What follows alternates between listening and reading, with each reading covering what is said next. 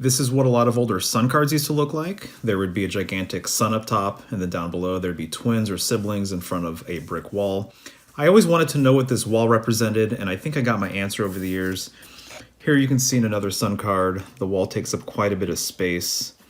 And then in this card, you can see it behind this young couple. Well, it turns out the wall has everything to do with Gemini, interestingly enough. Here you can see Castor and Pollux, the Gemini twins. Notice their positioning.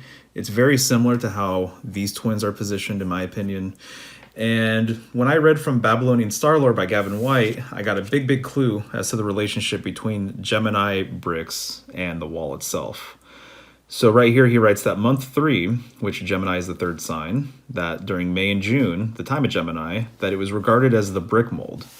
So here he writes, the third month marks the start of the hot season, when the rains cease altogether and river levels start to decline. To this day, mud bricks are still made in simple wooden molds and left under the scorching sun to bake solid. Higher quality building blocks would be made by firing sun-baked bricks in a kiln. A number of texts mention various ceremonies to bless the brick kilns, and also mention this month as a favorable time to commence building works. So essentially, Gemini was the time of making bricks and of construction. To me, this was very curious because it reminded me a lot of the hero twins, Romulus and Remus from Roman mythology.